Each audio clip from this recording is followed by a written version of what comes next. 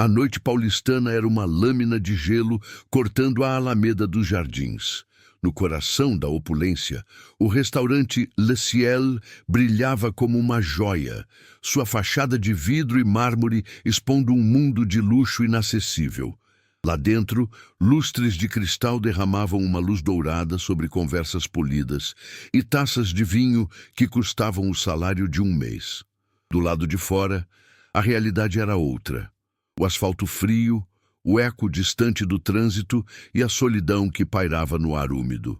A iluminação quente do estabelecimento transbordava para a calçada, desenhando uma fronteira nítida e cruel entre aqueles que pertenciam e aqueles que eram invisíveis. Era uma barreira feita não de paredes, mas de indiferença, separando o calor da abundância da frieza cortante da rua, um lembrete silencioso de que ali, dois universos completamente distintos coexistiam sem jamais se tocarem. Sentado em uma das mesas externas, como uma estátua de poder e isolamento, estava Pedro Tavares. Aos 48 anos, ele era a personificação do sucesso, um bilionário do setor de tecnologia cujo nome era sinônimo de poder. Seu terno de grife era impecável, o cabelo grisalho penteado para trás com precisão e um relógio de platina brilhava discretamente em seu pulso. Seus olhos, no entanto, estavam vazios, fixos na tela do celular, que servia como um escudo contra o mundo. Ele mexia no aparelho de forma mecânica, seus movimentos calculados e desprovidos de qualquer emoção. Por fora, Pedro era um titã. Por dentro, um homem devastado, anestesiado por um luto que o tempo não conseguiu curar. Ele usava sua riqueza como uma armadura, uma fortaleza para se proteger da dor e de qualquer conexão humana que pudesse reabrir suas antigas feridas. Foi então que uma pequena sombra se aproximou, movendo-se com a cautela de quem aprendeu a não ser notado.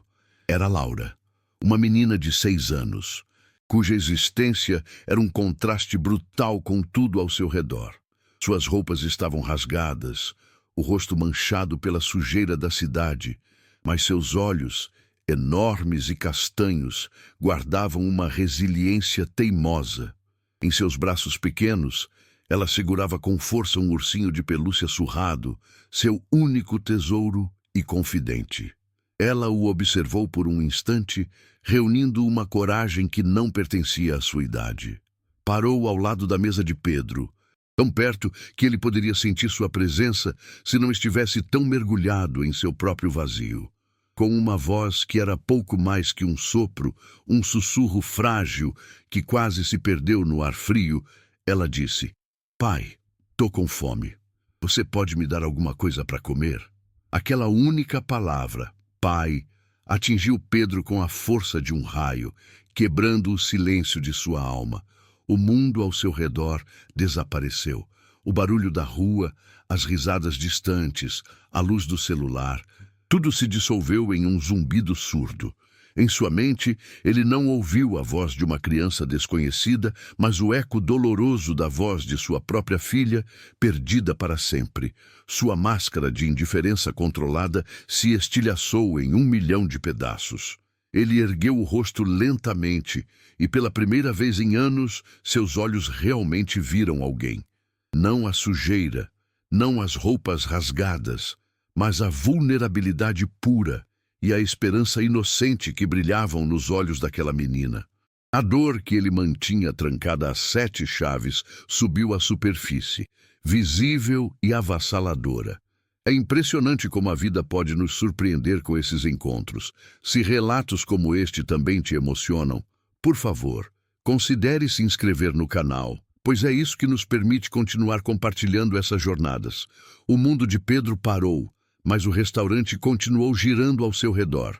Ignorando os olhares de reprovação e os sussurros que se espalharam como veneno entre as mesas, ele estendeu a mão para a menina.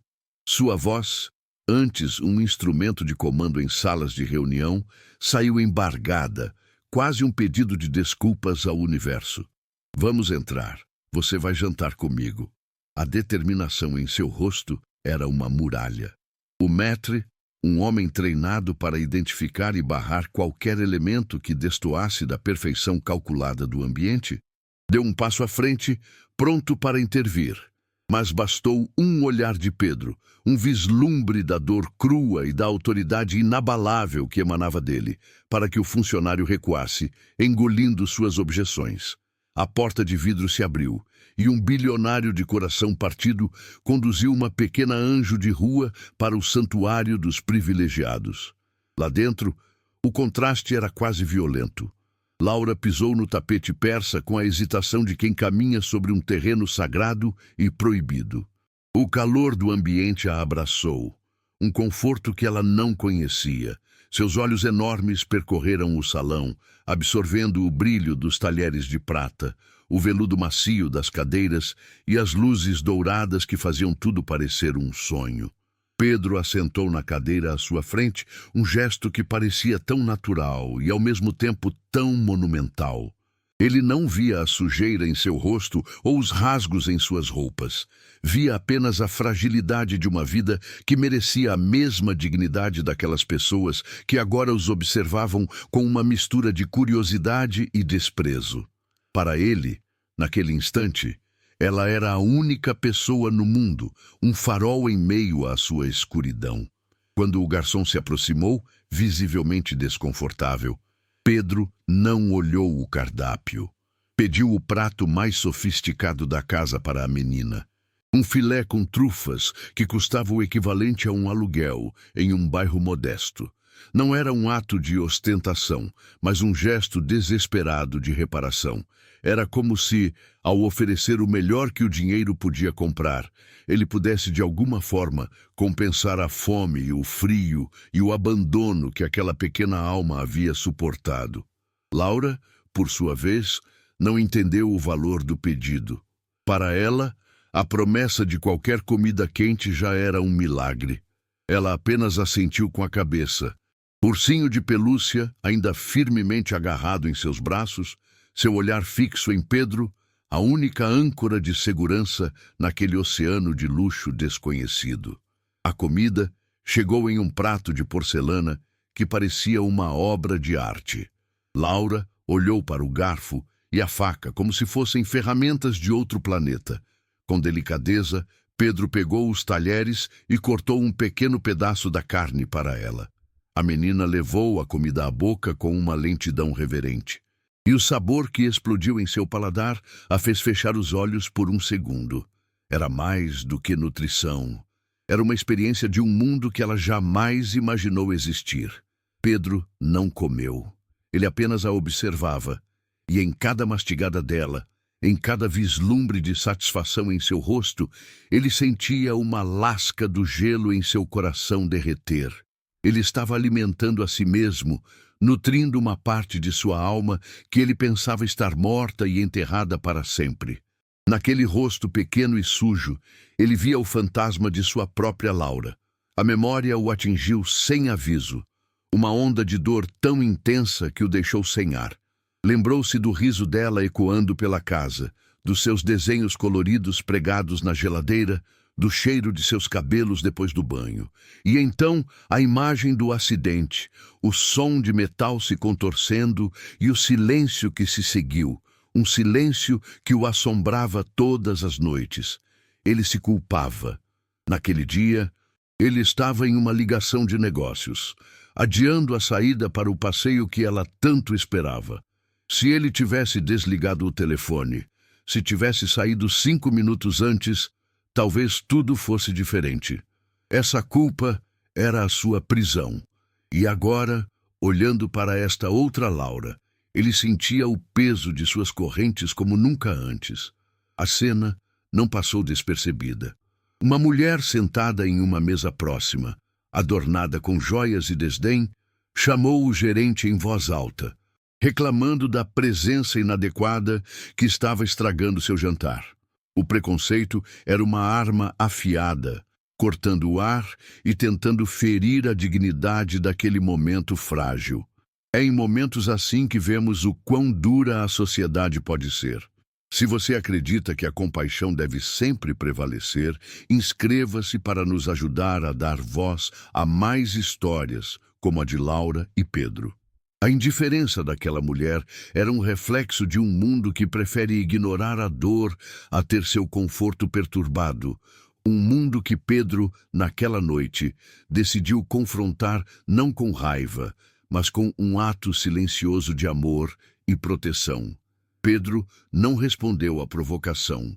Ele simplesmente fez um sinal para o garçom, pagou a conta exorbitante sem olhar o valor e se levantou. Com uma calma que desarmou a todos, ele pegou a mão pequena de Laura e a ajudou a descer da cadeira. Enquanto caminhavam em direção à saída, de mãos dadas, um bilionário em seu terno impecável e uma menina de rua com seu ursinho surrado, o silêncio que deixaram para trás era mais eloquente do que qualquer discussão. Eles não precisavam da aprovação daquele lugar. Naquele instante, eles haviam criado seu próprio universo, uma pequena ilha de humanidade em um mar de indiferença. Ao saírem para a noite fria, não eram mais duas figuras contrastantes, mas o início de algo novo. Uma promessa de família nascida da dor e da esperança. Ele a levou para sua mansão, um palácio de mármore e vidro que mais parecia um mausoléu do que um lar. O silêncio ali dentro era ainda mais pesado do que o do restaurante. Cada passo ecoava pelos corredores vazios, repletos de obras de arte que não traziam alegria e móveis de design que não ofereciam conforto. Para Laura, aquele lugar era assustador. Ela estava acostumada com o barulho constante da cidade, com as vozes de outras crianças, com a dureza familiar do concreto. A maciez dos tapetes e a imensidão dos cômodos a faziam se sentir ainda menor e mais perdida. Ela se agarrou ao seu urso como se fosse uma boia salva-vidas, seus olhos arregalados de medo, percebendo que a ausência de perigo físico não significava a presença de segurança emocional. Nos dias que se seguiram, Pedro tentou, de forma desajeitada, criar um lar para ela. Encheu um quarto com os brinquedos mais caros, roupas de grife e tudo que o dinheiro podia comprar. Mas ele não sabia como se conectar. Ele não sabia como ler uma história para dormir, como acalmar um pesadelo ou como simplesmente brincar no chão. Ele era um especialista em algoritmos e projeções financeiras, mas um completo analfabeto na linguagem do afeto. Laura, por sua vez, se sentia uma prisioneira em uma gaiola dourada. A comida era farta, a cama era quente, mas seu coração sentia falta da liberdade caótica das ruas, da camaradagem imperfeita com as outras crianças que, como ela, entendiam o que era não ter nada além um do outro. Pedro começou a perceber que sua fortuna era inútil. Os brinquedos ficavam intocados. As roupas bonitas pareciam fantasias desconfortáveis no corpo pequeno de Laura. Ele via a tristeza crescendo nos olhos dela e o medo em seu silêncio. Foi então que uma ficha caiu. Ele não precisava ser um provedor milionário. Ele precisava ser um pai. Precisava descer de seu pedestal de dor e controle e se ajoelhar no chão, no nível dela. Começou a tentar, com pequenos gestos. Deixou o trabalho mais cedo, tentou desenhar com ela, mesmo que seus traços fossem rígidos e sem graça. Sentou-se ao seu lado em silêncio, apenas oferecendo sua presença. Aprender a amar de novo é talvez o ato mais corajoso que existe. O apoio de vocês, através da inscrição, é o que nos dá força para continuar mostrando essas batalhas silenciosas do coração. A tentativa de aproximação foi interrompida pela chegada da burocracia. Alguém do restaurante havia feito uma denúncia anônima ao conselho tutelar. Assistentes sociais apareceram na mansão, com pranchetas e perguntas afiadas, questionando as intenções de Pedro, sua capacidade de cuidar de uma criança e a legalidade de toda a situação. Para eles, ele era um bilionário excêntrico, talvez instável, e Laura era uma vítima a ser protegida. A pressão do interrogatório, os olhares desconfiados e a formalidade fria do processo foram demais para a menina. Em uma noite, enquanto Pedro estava em uma reunião tensa com os advogados, Laura, assustada e confusa, fez a única coisa que sabia fazer quando o mundo se tornava grande demais. Ela fugiu. O silêncio que ela deixou para trás foi a coisa mais barulhenta que Pedro já ouvira. O quarto arrumado, com a cama intocada e os brinquedos alinhados, era um testemunho de seu fracasso. A fuga de Laura não foi apenas o desaparecimento de uma criança, foi a reencenação de seu maior trauma. Ele sentiu o mesmo vazio gelado que o consumiu anos atrás, a mesma sensação de impotência e perda avassaladora. A armadura que ele havia começado a desmontar, peça por peça, se reconstruiu instantaneamente, mais forte e mais fria do que antes. A dor que ele havia ousado deixar vir à tona agora ameaçava afogá-lo de vez. Ele havia perdido uma filha para o destino e agora sentia que havia perdido outra para sua própria incompetência em amar. Mas desta vez a paralisia não o venceu. A dor que antes o congelava agora se transformou em combustível, uma energia frenética que o impulsionou para fora da mansão silenciosa.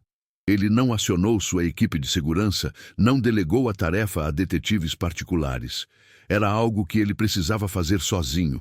Pedro mergulhou na noite paulistana, não como o bilionário em sua torre de marfim, mas como um pai desesperado.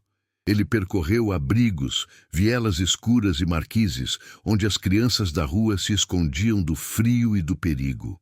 Cada rosto que ele via, cada par de olhos assustados que encontrava, era uma facada em seu coração. Ele perguntava por ela, mostrando uma foto que tirara com o celular, sua voz rouca de angústia. O mundo que ele sempre ignorou de dentro de seu carro blindado, agora se revelava em sua brutalidade e em sua surpreendente humanidade. Após horas que pareceram uma eternidade, ele a encontrou. Em um beco sem saída, escondida atrás de uma caçamba de lixo, estava Laura. Ela estava encolhida, abraçada ao seu ursinho de pelúcia, como se ele fosse a única coisa real no mundo. Chorava em silêncio, as lágrimas traçando caminhos limpos em seu rosto sujo. A visão dela, tão pequena e vulnerável em meio à sujeira e ao abandono, quebrou o que restava do coração de Pedro. O alívio de tê-la encontrado foi tão avassalador quanto a dor de vê-la naquele estado. Ele parou a alguns metros de distância, com medo de que qualquer movimento brusco a fizesse fugir novamente. Naquele momento, ele não era um titã da tecnologia. Era apenas um homem diante do seu maior medo, a repetição de uma perda insuportável. Ele se aproximou devagar, com as mãos erguidas em um gesto de paz. O som de seus sapatos caros no chão úmido parecia uma profanação naquele santuário de miséria. Sem pensar duas vezes, ele se ajoelhou na sujeira, o tecido de seu terno de grife absorvendo a umidade fria do chão. Ele estava no nível dela, olhando diretamente em seus olhos assustados. Sua voz, quando finalmente saiu, era um sussurro quebrado, despojado de toda a sua autoridade habitual, carregado apenas de uma sinceridade crua. Eu sei que não sou seu pai de verdade. Ele começou, sentindo cada palavra rasgar sua garganta. Mas eu quero ser. Eu já perdi uma filha uma vez e não posso te perder também. Por favor, me deixa ser sua família? Laura o observou por um longo instante. Ela não viu o homem rico ou o terno caro. Viu a dor em seus olhos, uma dor que, de alguma forma, ela reconhecia. Viu a verdade em sua voz trêmula e a vulnerabilidade em sua postura de joelhos no chão imundo. Lentamente, ela soltou uma das mãos do ursinho e a estendeu em sua direção. Pedro a segurou com uma delicadeza que ele não sabia possuir. Então, movida por um instinto que ia além do medo, ela se levantou e deu os poucos passos que os separavam, lançando-se em seus braços. Aquele abraço não foi grandioso, mas selou um pacto. Os braços pequenos dela circularam seu pescoço, e ele a envolveu, sentindo o peso frágil de seu corpo contra o seu, um peso que o ancorava de volta à vida. Ele a segurou ali, no meio daquele beco escuro, enquanto o mundo lá fora continuava a girar. O cheiro de lixo e umidade não importava. O frio da noite não os alcançava. Naquele abraço, dois mundos quebrados se tornaram um. Ele não estava substituindo a filha que perdeu. Estava aprendendo a amar de novo, a construir algo novo sobre as ruínas de sua dor. E ela, pela primeira vez na vida, sentiu a segurança inabalável de pertencer a alguém. O caminho à frente seria difícil, cheio de burocracia e desafios. Mas, naquele momento, eles eram uma família. É incrível como a família que escolhemos pode nos curar. Se você também se emociona com a força desses laços, por favor, se inscreva. É o seu apoio que nos permite continuar contando histórias de reencontros como este. A batalha que se seguiu não foi travada em salas de reunião com gráficos de projeção, mas em corredores frios de fóruns e escritórios de assistência social. Pedro mobilizou seus recursos não com a arrogância do poder, mas com a paciência metódica de um homem que finalmente encontrou uma causa pela qual valia a pena lutar. Ele se submeteu a cada entrevista, a cada avaliação psicológica, a cada visita domiciliar, com uma calma que desarmava os mais céticos. Não estava tentando comprar uma filha, mas provar que merecia a chance de ser um pai. E quando o martelo do juiz finalmente bateu, selando a adoção, não houve uma explosão de alegria, mas um silêncio profundo e sagrado. Naquele instante, Laura Tavares não era mais uma menina da rua, e Pedro Tavares não era mais um homem assombrado. Eram, simplesmente, pai e filha, um fato tão concreto e inabalável quanto a certidão que ele segurava em suas mãos trêmulas. A mansão, antes um mausoléu de mármore para memórias dolorosas, começou a respirar novamente. O silêncio opressor foi quebrado pelo som de risadas ecoando pelos corredores, pelo barulho de rodinhas de patins no piso polido e pelas melodias desafinadas de uma flauta doce. As paredes cinzentas, antes adornadas apenas por arte abstrata e cara, agora exibiam com orgulho os desenhos coloridos de Laura, fixados com ímãs na geladeira de aço inoxidável. Pedro aprendeu a trocar relatórios de mercado por contos de fadas antes de dormir e a negociar não contratos milionários, mas mais 5 minutos de brincadeira antes do banho. Ele descobriu que a verdadeira arquitetura de um lar não estava no design dos móveis, mas na bagunça feliz de uma vida sendo vivida, no cheiro de bolo assando no forno e na segurança de saber que havia alguém esperando por ele no final do dia.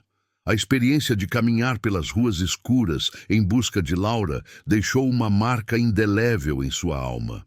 Pedro não podia mais passar indiferente pelos rostos invisíveis que ele antes ignorava de dentro de seu carro blindado.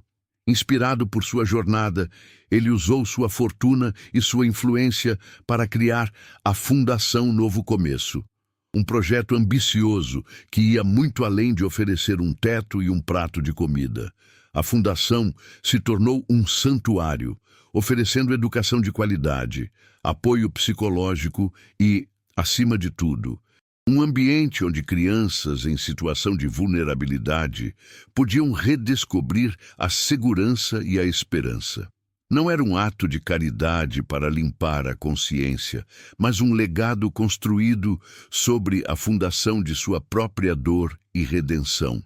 Um testemunho de que cada vida perdida nas sombras da cidade era um universo de potencial esperando para ser encontrado.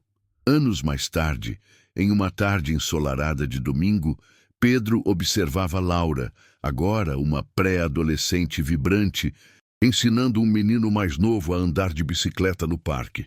Ela o fazia com a mesma paciência e gentileza que um dia recebeu.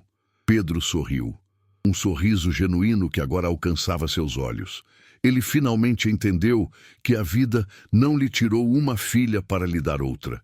A vida lhe deu uma segunda chance de aprender a amar, de encontrar um propósito que transcendia o aço e o silício de seu império. Ele não havia apenas salvado Laura, ela o havia resgatado de uma vida de vazio dourado. Histórias como a deles nos lembram que a família que escolhemos pode curar as feridas mais profundas. É por isso que sua inscrição é tão valiosa, pois nos permite continuar compartilhando essas jornadas de esperança e novos começos.